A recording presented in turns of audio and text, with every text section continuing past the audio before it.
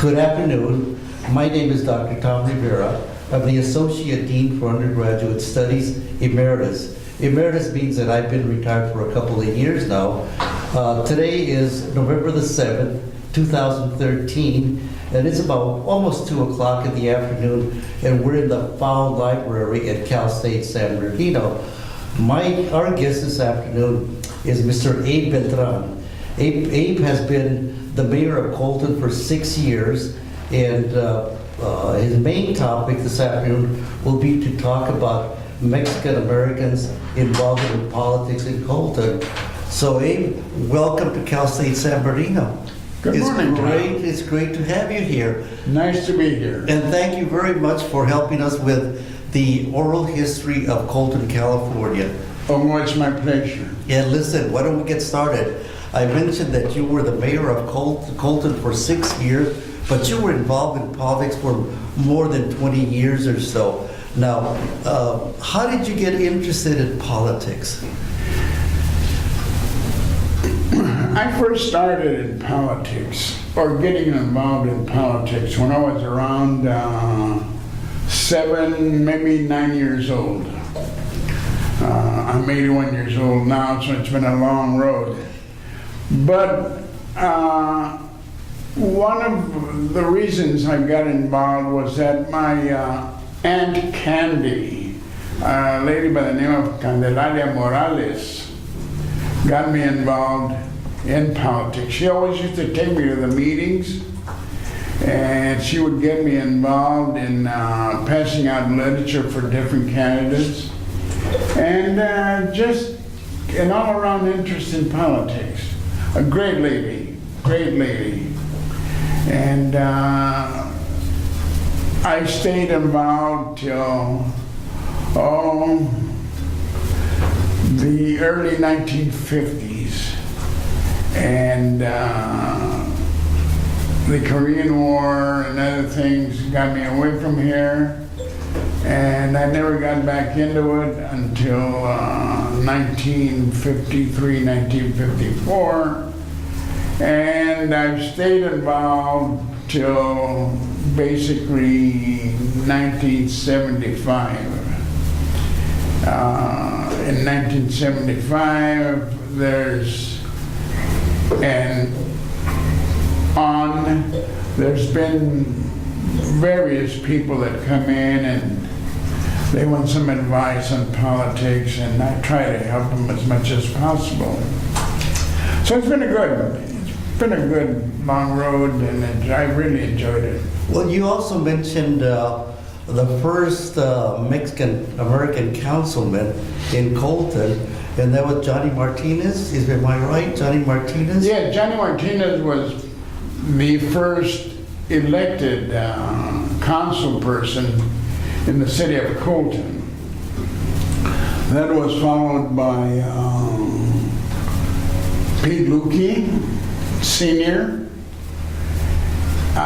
followed by Pascual Oliva, and then myself. And then there's been others. Well, you mentioned Johnny Martinez, and we're talking about the early 1940s.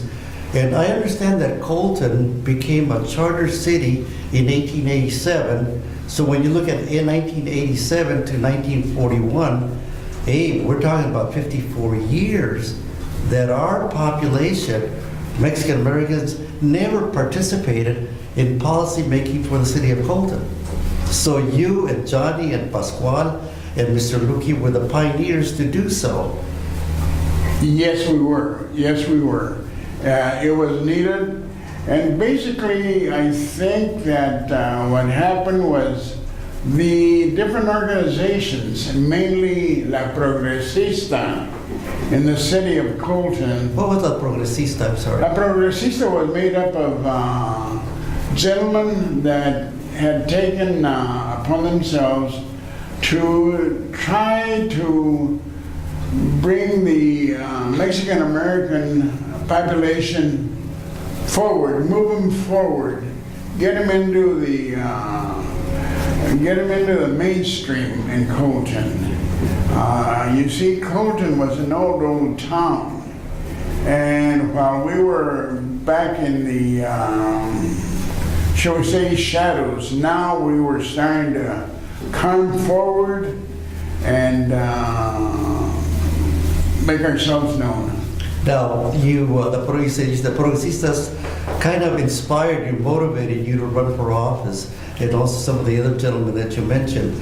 How did you decide that you were going to run for councilman or for office in the city of Colton? Back in 1970, before that, of course I had been involved in politics all during this time, and in I had been in the service and all that. And in 1970, I decided that I would run. And I was encouraged by some of my Anglo friends to run for office with their support. And then support from Mr. Luque and Mr. Ayala, I made the decision that I was going to go. I did, and I got elected in 1970. To be a councilman? To be a councilman. And when did you become mayor? Let me check if I may. The first time that I became mayor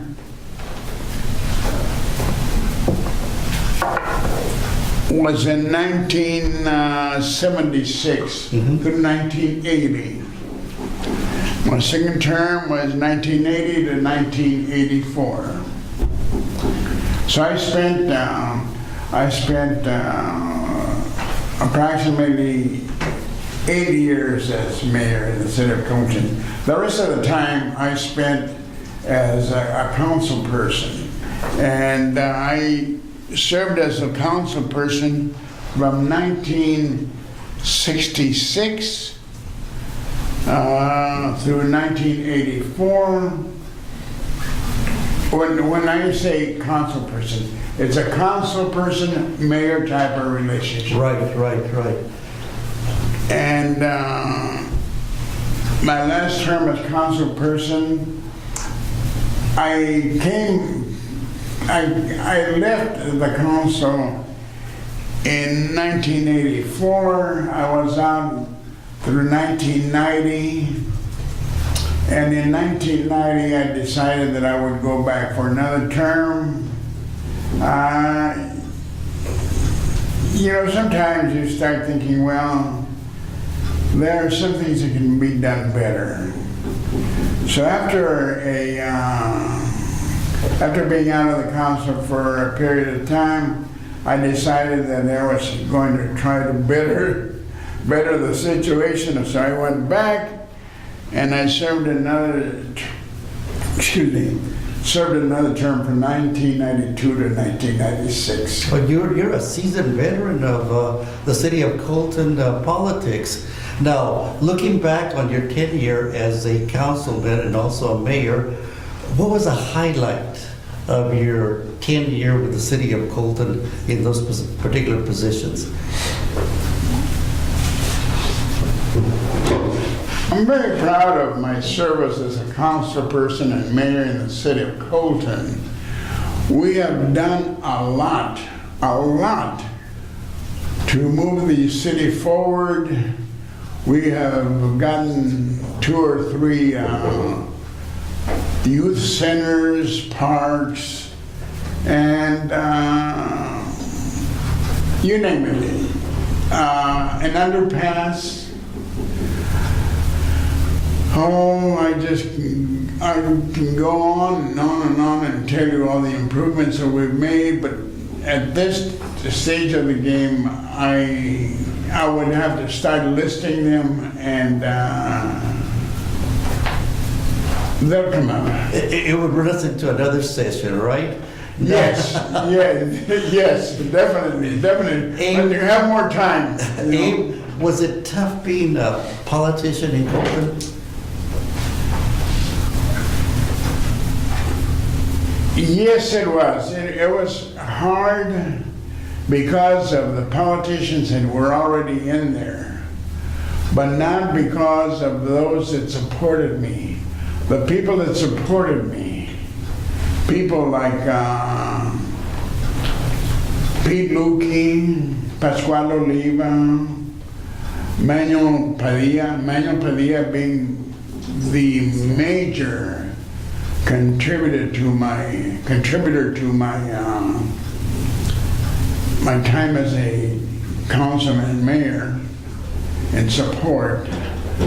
Those were the Mel Fuchs, Harry Roque, those were people that were supporting me, beautiful people, and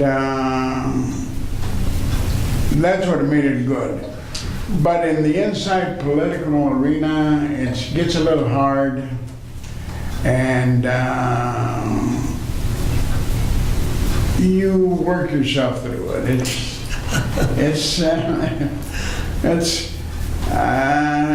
You can't be too powerful.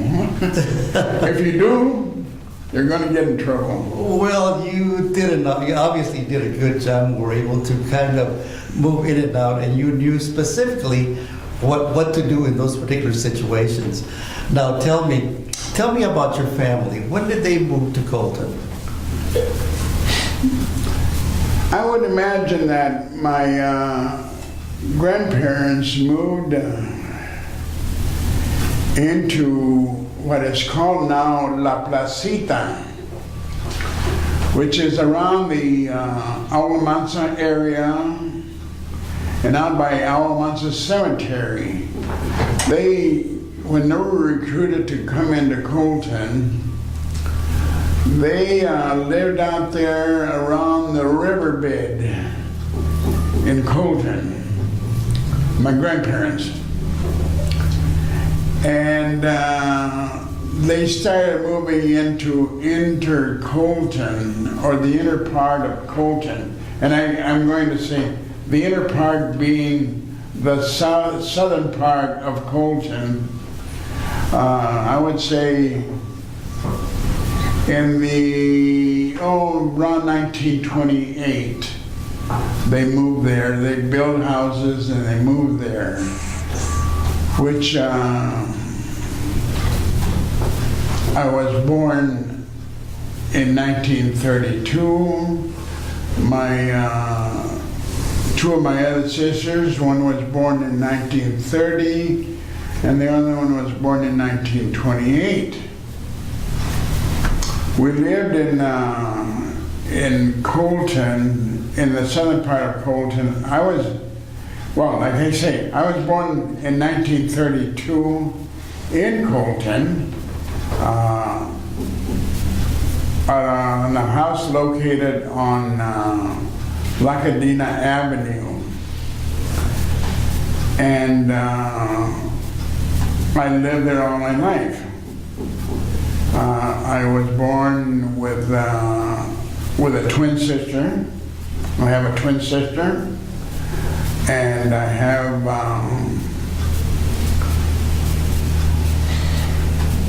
5 other sisters. And all in all, I have 6 sisters and myself. So they took very good care of you then. You were a spoiled kid. Yes. You were a spoiled kid. No. You were not a spoiled kid? They kept me in check. All right. Okay. Now, Dad, what did Dad do for a living? Did he work you said he worked in the mines. He worked at the cement plant. Okay. And he was a radio announcer when I was 5 years of age. And that's the last thing I remember of my father. When I was 5 years old, after that Christmas, right before Christmas, he left the family and went back to Mexico. Okay. And never did return. And I understand that they had a family of around 30 kids in Mexico, from different families, of course. Now, how did your mom cope with that? How did you survive and make sure that you had a roof and some food on the table? My mother was very, very strong, and my Aunt Candy was very, very strong. And between both of them, they were able to support us and we got along very well. As soon as school was let out, after the age of 8, as soon as school was let out, we would all hit the migrant farm worker trail. Okay. We were grape pickers and tomato pickers, prunes and what have you. In fact, one of the places that we visited in our journey throughout the state of California was Hollister, California, where your wife is from. Nice town. Beautiful town. You picked Chavacanas there. No, we picked prunes. Prunes. Okay. Prunes. Yeah, that was great. That was a great trip. And how long did the family follow the crops? We followed the crops till I was at the ripe old age of 18. I had joined the Naval Reserve, and we were at Hemet, California, picking apricots. Okay. And they called me into active duty. I came home on a Saturday after working all day long out there in the apricot orchards, and came home, and next morning I left for San Diego. Came home on a Saturday. San Diego, I went to Saturday I went to San Diego, and I went through boot camp there. The next time I saw my family was approximately 90 days, 6 weeks, 6 weeks later, when we were transferred, or our company was transferred to San Francisco to join our respective ships. And I happened to be riding on a train going through Colton, and my family, my mother and my sisters were all out there saying goodbye to me as I went through. I had to watch it. Very, very, very touching. I was leaving. I was going. I never knew where I was going to go. Yeah. Consequently, we went to Mare Island. From Mare Island, I went into Pearl Harbor. From Pearl Harbor, I went to the Philippines. In the Philippines, I caught my ship, and I was in the Korean conflict in full bore.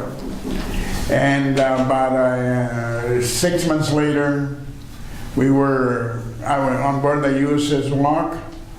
We were cruising outside of Wonsan, and we got hit by a mine. Injured or killed 27 people, injured 40. And luckily enough, the ship did not sink.